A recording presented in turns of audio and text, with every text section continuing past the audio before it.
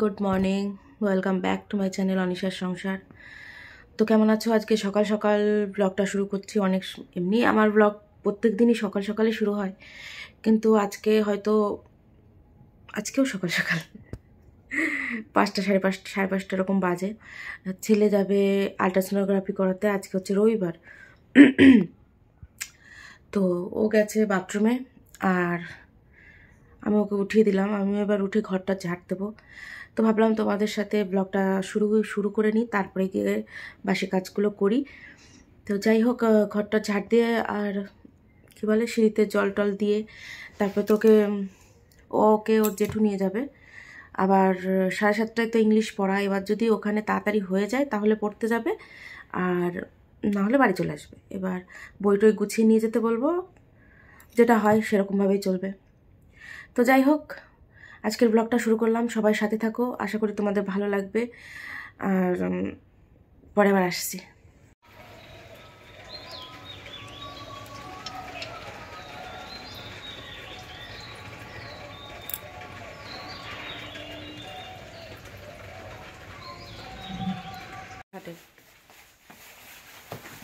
টুপি নেবো না, বা টুপি নাও, বাইরে হাওয়া। তাহলে আমি টুপি দিই।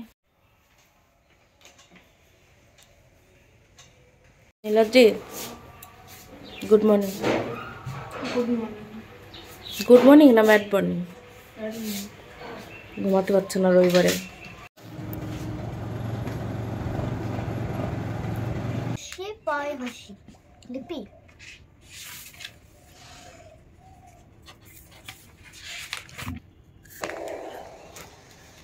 Water sewers. Sewers are the pipes actioning at the transport system that carry sewage. তো যাই হোক, 12:15-20 বাজে। স্নান টান কমপ্লিট সব। আমার ছেলে মেয়ে একটাও করেনি, এখন ওরা যাবে। বাবা ছি, আমি গরম জল বসিয়ে এসেছি, ওরা চান করবে। আমি সকালে খাইনি কিছু, আমার খিদে পেয়েছে। আর সকালে ওরা খেয়েছিল জ্যাম দিয়ে পাউরুটি, ব্রেড, জ্যাম দিয়ে ব্রেড খেয়েছিল। হয়েছে, জ্যাম দিয়ে ব্রেড খেয়েছিল। এই দেখো আমার পাগলি। হ্যাঁ, যাই হোক চলো, ওদের স্নান করতে গরম জল বসিয়েছি, স্নান করে নিক, তবে ভাত খাবো। খিদে পেয়েছে আমার প্রচন্ড পরিমাণে। না, বোন বলে না, স্নান করতে হবে। তো আজকে দুপুরে রান্না হচ্ছে মুগের ডাল, আলু, পনির, আলু পটলের তরকারি। তো এই হচ্ছে দুপুরের লাঞ্চ। এটা রাইস। দেবাঙ্কিতা স্নান হয়ে গেছে। দাঁত দেখো তো, দাঁত যা প্রচন্ড মশা, ওই জন্য দেখো ধোয়া দিয়েছে ওখানে। আর এই যে দেবাঙ্কিতা দুধ খাচ্ছে। আর কাডার আর চিরুনি এনেছি, চুল বেঁধে দেবো। সারাদিন ঘরে বসে বসে ভাল লাগে না, সারাদিন ঘরে বসে বসে ভাল লাগছে না, তাই বাইরে আসলাম। আর বাইরে যা প্রচন্ড মশা, বাপরে বাপ। কিন্তু বাইরের পরিবেশটা অনেক, হ্যাঁ বাইরের পরিবেশটা সুন্দর লাগবেই, তাই যে ধোয়া দিয়েছি। আমি দেখাচ্ছি একটা ইয়ে, দাঁড়া, দাড়ি হয়ে গেছে। দাঁড়া, করো, মুখ বন্ধ করো।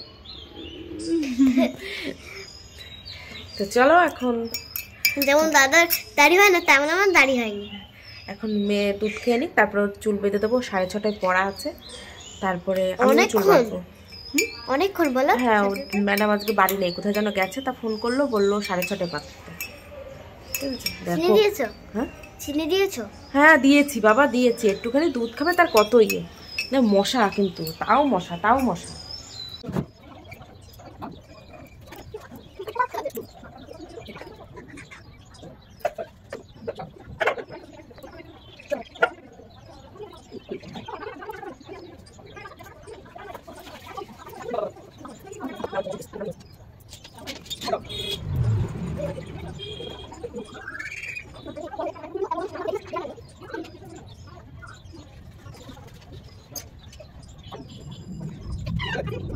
তো বন্ধুরা, যারা লাউ পছন্দ করো না আজকে রান্নাটা তাদের জন্য।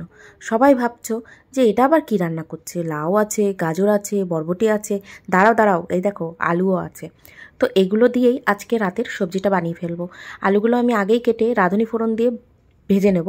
আর দেখো ওই যে আমি হাতায় করে তুলে রেখেছি ভাজা জিরে, এটা আমাদের বাঙালি নমশূদ্র ঘরের একটা কিন্তু স্পেশাল রান্নার মানে কি বলবো একটা পার্ট, যে ভাজা জিরেটা এরকম করে আগে উঠিয়ে রাখে। এটাই ডোলে টোলে বেশ তরকারিতে দিয়ে দেয় নামানোর আগে, সেন্টটাও খুব সুন্দর আসে, স্বাদও সুন্দর লাগে, আর কোনো মশলা লাগে না। বিশ্বাস করো তোমরা এরকমভাবে রান্না করে খেও, দেখবে তোমাদেরও অনেক ভালো লাগবে। তো আমি লবণটা দিয়ে ভালো করে আলুগুলো ভেজে নিচ্ছি, আর ফোড়নে দিয়েছি রাঁধুনি, আর কিচ্ছু দেবো না। আর এই ভাজা জিরাটা দেখলে জাস্ট এইটুকুই। তো দেখো আমার ভাজাটা অনেকটাই হয়ে গেছে আলুটা। হ্যাঁ, এবার আমি বাদবাকি সবজিগুলো যেগুলো কেটে রেখেছি সেগুলো অ্যাড করে দেবো। তো দেখো সব কিছু কত সুন্দর রং বেরঙের সবজি বলো তো, শীতকাল মানেই এই যে সবজির বাহার। তো এই তো গাজরটা দিলে না সব কিছুর রং অনেক রকম মানে অনেকটা সুন্দর হয়ে যায়, মানে যে কোনো তরকারিতে আলাদা একটা লুক নিয়ে আসে এই গাজর। তো আমার তো ভীষণ প্রিয়, তোমাদের কেমন লাগে বলো। আর একটা কথা তো বলতে ভুলেই গেছি, এই গাজরগুলো কিন্তু আমার শ্বশুর জমিতে লাগিয়েছে। তো এগুলো পুরো মানে আমার শ্বশুরের জমির বলতে পারো গাজর। তো যাই হোক আমরা অনেকগুলো পাঠিয়েছে, প্যাকেট করে অনেকগুলো পাঠিয়েছে। তো দেখো এই যে হলুদ দিয়ে দিলাম, এবার খুব নাড়াচাড়া করে ভালো করে কষিয়ে নিতে হবে, কারণ যেহেতু অন্য কোনো মশলা দিচ্ছি না তাই ভালো করে কষিয়ে আমি এগুলো পরে জল দেবো, এখনই জল দেবো না। তো দেখো আমি একটু নিজেকেও দেখিয়ে নিচ্ছি, আবার তোমরা বলতে পারো কাকে দিয়ে রান্না করাচ্ছে, নিজে এসে সামনে ক্যাডিট নিচ্ছে, কখনোই না। তো যাই হোক আমার মশলা টশলা সব দেওয়া হয়ে গেছে, সেগুলো সব গুছিয়ে রাখছি, লবণ হলুদ রাঁধুনি। এই তো এবার ধরো ভালো করে কষাতে থাকি সবজিটা।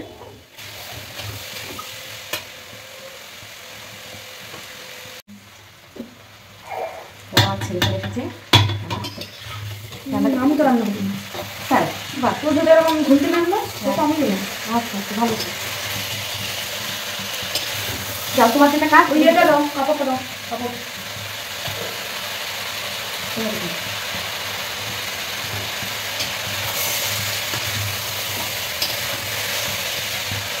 আমার রান্না থেকে হাত চাপে।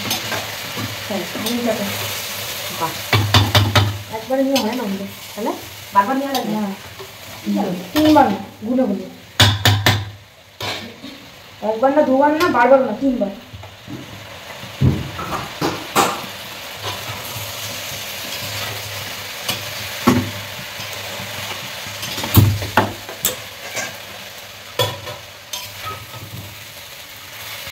তো যাই হোক রান্নাটা আমার কমপ্লিট হয়ে গেছে, আর লাস্ট দেবো একটু ঘি। ঘি না দিলে এই নিরামিষ তরকারিটা জমে না। তো যাই হোক আমার ঘি দেওয়া কমপ্লিট, এবার আমি ভালো করে নাড়িয়ে চাড়িয়ে বেশি জাল না দিয়ে নামিয়ে দেবো। তো চলো ফটাফট করে একটু নাড়া দিয়ে নামিয়ে নিই। তো দেখো তোমরাও তোমাদেরকেও দেখাবো লাস্টের লুকটা কেমন হয়েছে, অবশ্যই কিন্তু কমেন্টে জানাবে, ঠিক আছে। আর তোমরা বলবে যে এরকমভাবে কেউ রান্না করো কি না, ঠিক আছে, নাকি আমি একাই এরকমভাবে রান্না করছি। তো যাই হোক তোমরাও কিন্তু যারা যারা এখনও এরকমভাবে রান্না করোনি রান্না করে দেখো, তোমাদের অবশ্যই ভালো লাগবে। তো দেখো আমার সব সবজি নরম হয়ে গেছে, গলে গেছে, এবার আমি নামিয়ে দেবো গ্যাস। তো নিরামিষ রান্না যারা পছন্দ করো না তোমরা কিন্তু একবার হলেও ট্রাই করবে, আর আমাকে কমেন্টে বলবে। আর এই যে দুধ রয়েছে, আজকে খালি দেবাঙ্কিতা দুধ খেয়েছে, তো দুধটাও জাল দিয়ে রাখলাম, ঘরের কাজ আমার প্রায় কমপ্লিট। তো যাই হোক একজন দিদিভাই বলবো না কি জানি না কি, মানে এখন না কাউকে ছবি তো দেওয়া থাকে না, বুঝতে পারি না দিদিভাই বলবো না মাসিমণি বলবো না আন্টি বলবো, যাই হোক কেউ একজন বলেছে যে মেয়েকে ভিডিওতে আনো অনেক কিন্তু ছেলেকে আনো না। কেন আনি না, ছেলেকে কেন আনি না বলো, এদিকে বলো। ছেলে সবসময় পড়াশোনা করে, আর আমার ছেলে প্রচণ্ড লাজুক, আমার ছেলে ক্যামেরার সামনে আসতেই চায় না। ও আমার ফোনে মানে ওর ফটো মনে হয় হাতে গুনে বলা যাবে যে 4-5টা কি 10টা, খুব বেশি 10টা ফটোও নেই। ও ফটো একদমই তুলতে পারে না, চায় না। যদি গ্রুপ ফটো হয় সবাই মিলে দাঁড়ালাম সেটা আলাদা ব্যাপার, কিন্তু ওর পার্সোনালি একা একা যে ছবি, সিঙ্গেল ছবি ওর নেই, খুব কম, দুটো কি 3টে এরকম পাওয়া যাবে আমার ফোনে। তো এই তো গেল অবজেকশন। কি রে একটু ওই দেখো, দেখেছ ওর জগতে দেখেছিস। তো যাই হোক এই তো একটা কারণ গেল যে ছেলে ভীষণ লাজুক, ও আসতে চায় না। আমি আনতে চাই, আমি ফটো তুলতে চাই ওর, কিন্তু ও টাইম নেই ওর। এই কমেন্টটা করেছে হয়তো লিপিকা বিশ্বাস এরকম, হ্যাঁ এরকমই নাম দেখেছিলাম হয়তো। আর একজন আছে শিবানী ব্যানার্জি, উনি বলেছেন যে আর একজন আন্টি বলবো না দিদি, ওই একই সমস্যা হয়ে যায়, কারণ ছবি তো দেওয়া থাকে না কারো, যে আন্দাজ করে কিছু একটা ডাকবো। তো যাই হোক, শিবানী ব্যানার্জি উনি বলেছেন যে ওনাকে চিনতে পেরেছি কিনা সেটা জানতে চেয়েছে, যে এরকম করে না, আমি খুব দুঃখিত, কিন্তু আমি সত্যি চিনতে পারিনি, কিন্তু আমি মনে করার চেষ্টা করছি। আন্টি হও কি দিদি হও, যাই হও, তুমি পরে কমেন্টসে বলো যে আগেও কি আমাদের দেখা হয়েছে কিংবা কথা হয়েছে, সেটা একটু ধরিয়ে দিও। হ্যাঁ, আমার দেখোই তো সংসারে এত ঝুট ঝামেলা, এত তাড়াহুড়োর মধ্যে, ব্যস্ততার মধ্যে থাকা হয়, তো অত মনে থাকে না। তুমি কষ্ট পেও না, মনে করিয়ে দিও, ঠিক আছে? রাগ করো না কিন্তু, আমি কিন্তু ভালোভাবেই বললাম তোমাকে, ঠিক আছে? মনে করিয়ে দিও, ঠিক আছে? তো আমার রাতের ডিনার কমপ্লিট। তো এই যে হচ্ছে খাওয়া দাওয়া, দেবাঙ্কিতা নীলকে খাইয়ে দেবো আগে, তারপরে আমি ঠিক নেই খাবো কিনা। তো যাই হোক, চলো খাওয়া দাওয়া করে নিই। কই রে, চলে আয় মা। নীলাদ্রি, সবাইকে খাওয়াবো, দুজনকে খাওয়াবো। এদিকে এসো, আমার কাছে এসো মা, নাও তো। কেমন হয়েছে দেখো। তো এবার দেবাঙ্কিতা নীলাদ্রি একটু খেয়ে দেখবে।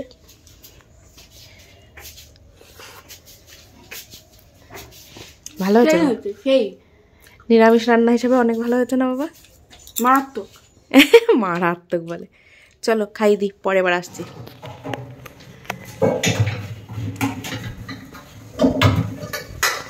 এত কষ্ট মেনে নেওয়া যায় না, মেনে নেওয়া যায় না। ডুং ডুং ডুং ডুং ডুং ডুং ডুং। তো যাই হোক, রাত হয়ে গেছে, এখন শোয়ার পালা। এই দেখো বিছনা করে ফেলেছি, আর এখানে তো মশারি না টানিয়ে শোয়া যায় না। এমনি বাচ্চা হওয়ার পরের থেকে আমি মশারি টানাই না, এমন দিন মনে হয়নি, কারণ প্রচণ্ড ভয় লাগে আমার, মশা বলো পোকামাকড় বলো, আমি মশারি না টানিয়ে শুতে পারি না, খুব প্রচণ্ড ভয় লাগে। বাচ্চা নিয়ে শুই তো, যে কানে টানে কোনো পোকা টোকা ঢুকে যাবে হ্যান ত্যান। তো যাই হোক, বিছনা কমপ্লিট। আর সবাই মানে যে কয়জনই কমেন্টস করছো, খুব ভালো ভালো কমেন্টস করছো, পড়ে আমার খুব ভালো লাগছে, আর সবাই অনেক ভালোবাসা দিচ্ছ, তার জন্য অনেক অনেক ধন্যবাদ। সবাই কমেন্ট করো, সবাই এরকমভাবেই পাশে থেকো। তো আজকের ব্লগটা এখানেই শেষ করছি। সবাই ভালো থেকো, সুস্থ থেকো, আর আবার নতুন একটা ভিডিও নিয়ে তোমাদের সামনে চলে আসবো। তো এখনকার মতো টাটা।